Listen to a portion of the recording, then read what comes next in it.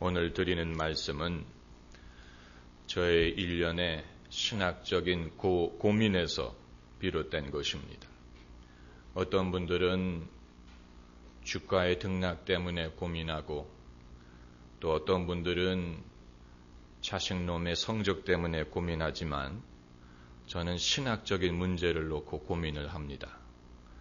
천상전은 목사가 될 팔자인 모양입니다. 아마 여러분 중에는 목사님, 저도 고민이 많은데 목사님의 고민까지 들어야 됩니까? 저에게 고민을 말씀하시지 말고 해답을 주세요. 이렇게 생각하는 분도 계실 것입니다. 그러려고 합니다. 조금만 기다려 주시기를 바랍니다. 저를 고민하게 만든 것은 스칸디나비아 국가들의 무신론자들의 비율이 높다는 사실이었습니다. 스웨덴 같은 나라는 인구의 70% 이상이 무신론자라고 합니다. 저는 높다는 사실은 알았지만 그렇게 높은 줄은 몰랐습니다. 그리고 진화론을 사실로 믿는 사람의 비율이 가장 높은 나라가 핀란드입니다. 핀란드는 인구의 90% 이상이 진화론을 믿습니다. 그것은 인구의 60%가 믿는 미국과 비교가 되고 인구의 30%가 믿는 터키와 비교가 됩니다. 저는 곰곰이 생각을 해봤습니다. 왜 그럴까? 아마 가장 손쉬운 방법은 스칸디나비아를 찾아가서 물어보는 것일 것입니다. 왜 당신들은 하나님을 믿지 않느냐? 그러나 차비도 없고 그런 걸 물으려고 거기까지 찾아가겠습니까? 그래서 멀리서 추측을 할 수밖에 없는데 한 가지 신기한 것은 놀랍지가 않다는 사실입니다. 스칸디나비아에 무신론자가 많다는 사실이 별로 놀랍지가 않아요. 충분히 그럴 거라는 생각이 듭니다. 그럴 만한 조건을 갖췄다라는 생각이 듭니다. 그 이유는 스칸디나비아의 국가들은 세계에서 가장 많은 진보를 이룬 나라들이기 때문입니다. 여러 가지 면에서 일단 경제적으로 안정이 됐고 사회복지제도가 제일 잘 발달했고 사회 자체가 평화스럽고 인권이 가장 발달했고 국민들의 의식 수준이 높습니다. 아주 합리적입니다. 그리고 준법 정신이 강합니다. 범죄율이 낮습니다. 그리고 남에 대해서 별로 간섭을 하지 않아요. 미국이나 러시아나 중국이나 일본 같은 나라는 야심이 많고 세계 각곳에서 일어나는 일들에 대해서 간섭하기를 좋아하지만 스칸디나비아 국가들은 일절 남의 일에 참견하지 않고 자기 일만 합니다. 그 말은 스스로 만족한다는 얘기입니다. 이러한 여러 가지 여건들을 종합해 볼 때 우리는 다음과 같은 질문을 할 수 있습니다. 인간이 충분히 진보를 이루게 되면 종교가 필요 없는 날이 오게 될 것인가 하는 것입니다. 사람이 어렸을 때는 부모를 의지하지만 어른이 되면 부모로부터 독립하는 것처럼 인류가 아직 미개한 상태에 있을 때는 하나님을 필요로 하다가 충분히 자라나면 신앙으로부터 졸업을 하는 날이 오게 될 것인가? 마치 왕자가 어릴 때에는 가정교사로부터 배우지만 임금이 되면 더 이상 스승을 필요로 하지 않는 것처럼 인류도 어느 정도 발전을 이룬 다음에는 종교가 더 이상 필요 없는 시대가 오게 될 것인가? 결론부터 말씀드리면 당연히 그렇지 않습니다. 당연히 그렇지 않습니다. 세상에 발전한 나라가 어디 스칸디나비아 뿐입니까? 우리나라도 아직은 갈 길이 멀지만 그래도 우리나라도 장족의 발전을 이루었습니다. 경제적으로나 정치적으로나 문화나 의식 수준이나 그리고 올림픽 금메달은 우리가 더 많이 땁니다. 그들의 콧대를 꺾는 날이 언젠가는 올 것입니다. 그러나 그렇다고 해서 종교가 더 이상 필요 없다고 생각하는 것은 아닙니다. 그리고 우리나라보다도 더 잘 살고 발전했지만 신앙이 부흥하는 나라가 이 세상에는 많이 있습니다.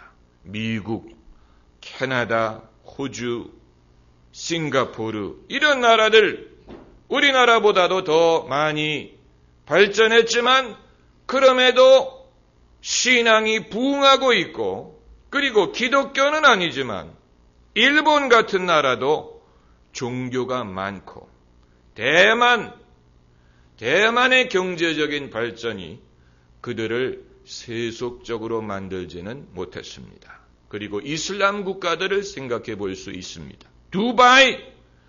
두바이의 신화, 그것을 누가 흉내낼 수 있습니까? 그러나 그들의 발전과 진보가 그들을 종교 없는 사회로 만들 것이라고는 보지 않습니다. 그러니까 일반적으로 봤을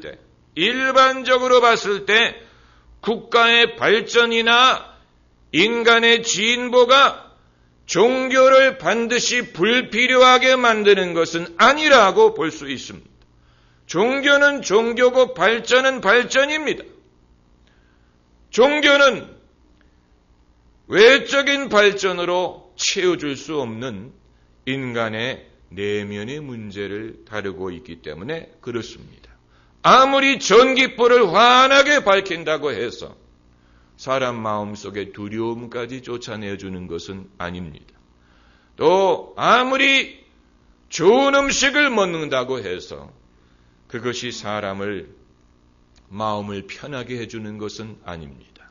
아무리 좋은 집에서 산다고 해서 가족들이 더 화목해지는 것은 아닙니다. 아무리 준법 정신이 발달했다고 해서 그것이 하나님의 공의까지 이루게 하는 것은 아닙니다. 그러면 왜 스칸디나비아 국가에는 무신론자들이 많으냐? 어떻게 보면 그들의 문제이라고 그냥 내버려둘 수 있지만 그러나 이것은 뭔가 현대사회의 하나의 추세를 보여주는 것이기 때문에 이것은 남의 문제로만 끝나는 것이 아니고 우리에게도 일어날 수 있는 문제고 그리고 모든 사람에게 내재하는 위험을 보여준다고 생각이 됩니다. 왜 스칸디나비아의 무신론자들이 많으냐? 단순히 설명을 하면 첫 번째 이유는 교회가 부흥하는 데 실패했기 때문입니다. 교회가 부흥하지 못했기 때문에 그렇습니다. 교회가 국민들의 믿음을 지켜주는 데 실패했기 때문입니다. 이스라엘의 예를 들면 쉽게 이해가 됩니다. 이스라엘 신본주의 국가입니다. 신본주의 국가입니다. 하나님이 다스리시는 국가입니다. 이스라엘은 하나님의 법이 나라의 법이에요. 여호와 하나님을 믿는 선민이었습니다. 그러나 이스라엘도 수시로 선지자들이 나오고 주의 종들이 나와서 백성들을 권면하고 독려하고 꾸짖고 바로잡아주지 않으면 이스라엘이 선민이지만 우상과 죄에 빠질 수가 있었습니다. 그렇기 때문에 수시로 하나님은 그들에게 선지자들을 보내주시고 그들이 죄에 빠지지 않도록 늘 권면하셨던 것입니다. 우리나라도 마찬가지예요. 우리나라가 지금 교회가 많고 예수민들이 믿는 사람들이 많은 것처럼 보이지만 교회가 기도에 열심히 식어버리고 말씀 전하는 자들이 잠잠해지고 전도의 열정이 식어버리면 한 세대 안에 우리나라도 영적으로 쇠퇴할 수가 있습니다. 이것은 많은 시간이 필요한 것이 아닙니다. 인간이 영적으로 냉담해지는 것은 많은 시간이 필요한 것이 아니고 한 세대 안에 일어날 수 있는 일입니다. 그러므로 오늘이라 걷는 동안에 부지런히 서로 권면하고 기도하고 기도에 힘쓰고 모이기에 힘쓰고 말씀을 전하고 말씀의 검을 휘두르지 아니하면 어느 나라든 어느 사회든 불신자들과 의심하는 자들과 이단과 세속주의와 탐욕과 음란과 거짓이 뿌리를 내리고 잡초처럼 자랄 수 있는 위험은 어디든지 존재하는 것입니다. 그러므로 여러분, 교회가 하나님의 나라는 아니지만 교회를 통하여 하나님의 나라가 확장되기 때문에 교회의 부흥이라는 것은 필수적인 것입니다. 교회가 부흥하는 나라는 신앙이 부흥합니다. 교회가 쇠한 나라치고 기독교 신앙이 부흥하는 나라는 눈을 씻고 찾아봐도 없습니다. 이것을 우리가 분명히 알아야 됩니다. 그리고 두 번째 이유는 교회가 진보적인 신학에 빠졌기 때문입니다. 진보적인 신학. 진보 신학이 무엇이냐? 몇 가지 기준을 놓고 생각할 수 있는데, 첫째는 성경관입니다. 성경관. 성경을 보는 관점. 성경 말씀을 정말로 하나님의 영감으로 기록된 흠이 없고 실수가 없는 하나님의 계시의 말씀이라고 믿느냐 하는 것입니다. 이게 성경관입니다. 여기에 확신이 없는 사람들이 많습니다. 성경에 대해서 확신이 없는 나라가 많아요. 그렇다면 성경에 확신이 없다면 무슨 메시지를 전할 수 있겠습니까? 믿음은 들음에서 난다고 했는데 전할 메시지가 없으면 무슨 메시지를 사람에게 전하고 사람들이 어디에서 믿음을 얻겠습니까? 들을 것이 없으니까 믿음이 생기지를 못하고 믿음이 생기지를 못하니까 하나님이 없다라고 주장하는 사람들이 생기는 것입니다. 시편 말씀에 어리석은 자가 말하기를 하나님이 없다 하는지라. 성경은 하나님이 없다고 말하는 사람을 지혜롭다고 하지 않고 똑똑하다고 하지 않고 미련하다. The fool said in his heart, there is no God. 하나님이 없다라고 마음에 생각하는 자는 미련한 자입니다. 눈에 보이지 않는 하나님을 어떻게 믿느냐? 우리 눈에 보이지 않지만 그럼에도 존재하는 것은 많습니다. 공기, 산소, 전기, 전자파, 사랑, 행복, 평강, 지혜, 이런 것은 눈에 보이지 않지만 눈에 보이지 않는 것을 우리는 눈에 보이는 결과로 만드는 법을 알고 있지 않습니까? 그래서 전기는 눈에 보이지 않지만 전기를 사용해서 불을 켜고 발전기를 돌리고 자동차를 만들고 눈에 보이지 않는 지혜를 활용해서 그림을 그리고 글을 쓰고 음악을 작곡하고 연주를 하고, 여러분, 이런 모든 눈에 보이는 것은 눈에 안 보이는 것에서 기초한 것입니다. 마찬가지로 하나님이 눈에 보이지 않지만 하나님이 만드신 우주가 우리 눈에 보이고 하나님의 섭리가 우리 눈에 보이지 않습니까? 그런데도 하나님이 없다고 말하는 사람은 미련한 사람이에요. 여러분, 국가의 지적인 수준이 높아진다고 해서 신앙이 반비례할 거라고 생각하면 안 됩니다. 여러분, 파스칼 같은 사람은 당시 최고의 수학자였지만 그는 또한 최고의 신앙인이었습니다. 아이작 뉴턴, 갈릴레오 다 최고의 학자지만 그들은 독실한 신앙인이었습니다. 그러므로 신앙과 인간의 지식이 반비례하는 것이 아니고 오히려 여호와를 경외하는 것이 모든 지식의 근본입니다. 할렐루야. 또한 진보 신학의 기준이 되는 것은 구원론입니다. 구원론. 예수 그리스도를 믿어야만 구원을 받느냐. 아주 중요한 문제가 아닐 수 없지요. 만일 예수님을 믿지 않아도 구원받을 수 있다면 무엇하러 하나님의 아들이 이 땅에 오십니까?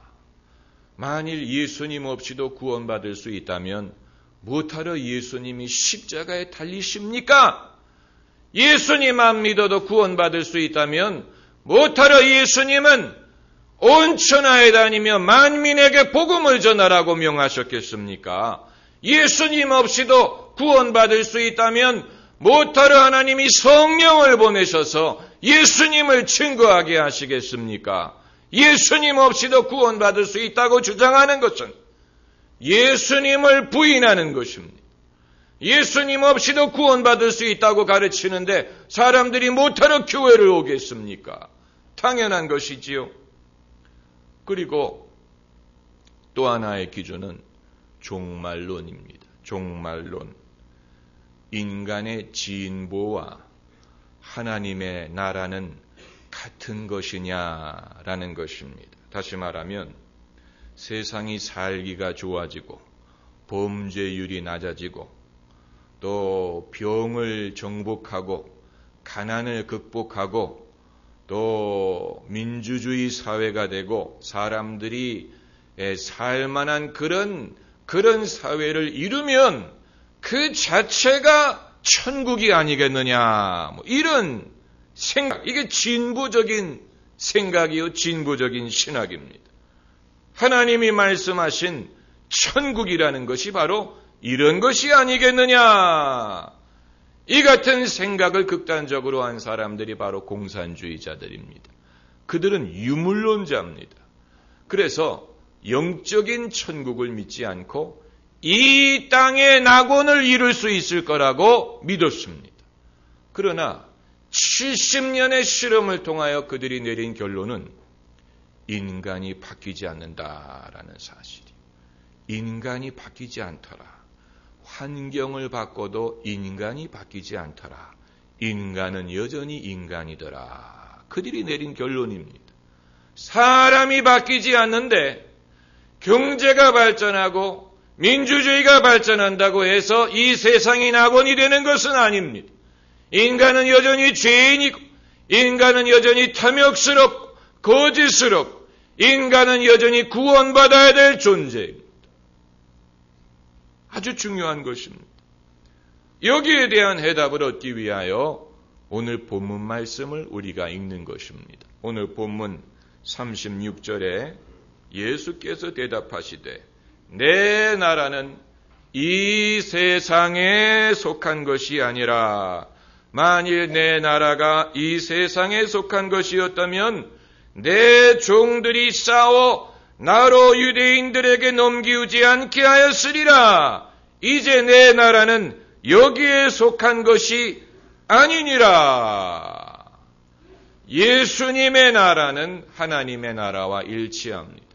왜냐하면 예수님이 당신의 나라를 이루어서 하나님에게 그것을 바치기 때문에.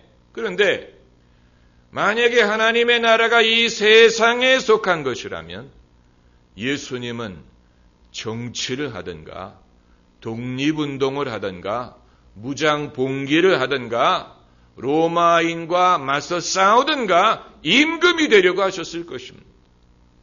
그러나 예수님은 그렇게 하지 않고 십자가를 지셨습니다.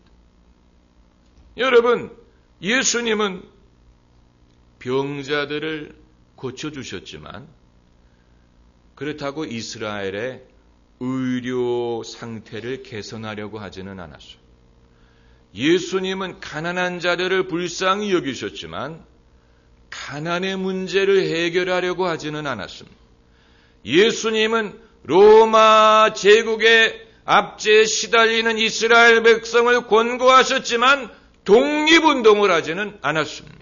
그 이유는 예수님의 나라는 이 세상에 속한 것이 아니기 때문에 세상의 문제를 해결한다고 하나님의 나라가 임하는 것은 아닙니다. 그렇기 때문에 의료가 발전하고 경제가 발전하고 정치가 발전한다고 그 자체가 하나님의 나라일 수는 없는 것입니다. 여전히 인간은 죄인이고 거듭나야 되고 구원받아야 되는 존재. 사람이 자기의 노력으로 하나님 나라를 이룰 수 있다고 생각하는 것은 교만입니다. 교만입니다. 그게 바로 인본주의입니다. 사람을 의지하는 것입니다. 그러면 그렇다고 나라가 발전할 필요도 없고 발전을 위해서 일할 필요도 없느냐? 그건 아닙니다. 예수님 말씀에 너희는 먼저 그의 나라와 그의 의를 구하라. 그리하면 이 모든 것을 너희에게 더하시리라. 우리가 하나님의 나라를 구하고 하나님의 의를 먼저 구하노라면 하나님께서 이 모든 것을 더해 주셔서 경제도 발전할 수 있고 더 잘 살 수 있는 나라가 되고 그 모든 것은 덤으로 주시는 것이지만 그것이 하나님의 의와 나라는 아니라는 것입니다. 분명히 우리가 알아야 됩니다. 그러면 하나님의 나라는 뭐고 어떻게 임하고 우리가 그것을 위해서 뭘 해야 되느냐. 이건 또 다른 주제입니다마는 여기에 해답을 줄 수 있는 예수님의 말씀 두 가지만 인용을 하면 첫째는 이 천국 복음이 땅 끝까지 증거되고 그제야 끝이 오리라. 이렇게 말씀하셨습니다.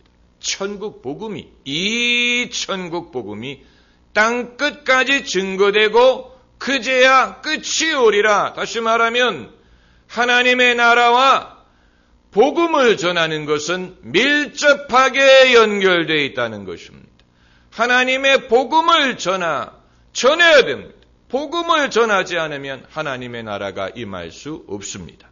그리고 예수님이 하신 또 다른 말씀, 내가 성령에 힘입어 귀신을 쫓아내는 것이면 하나님의 나라가 이미 너희 가운데 임하였느니라. 하나님의 나라는 성령의 능력에 힘입는 것이고 어둠의 권세를 내쫓음으로 임하는 것입니다. 이것은 교육 수준으로 되는 게 아니고 의료 혜택으로 되는 것이 아니고 성령의 능력으로 말미암는 것입니다. 성령의 능력으로만이 귀신이 쫓겨가고 어둠이 물러갈 수가 있습니다. 성령의 능력으로 하나님의 나라가 이 땅에 임하는 것입니다.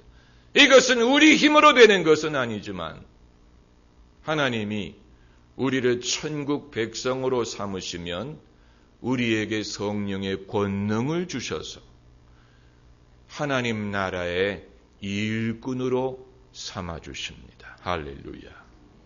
기도하십시다.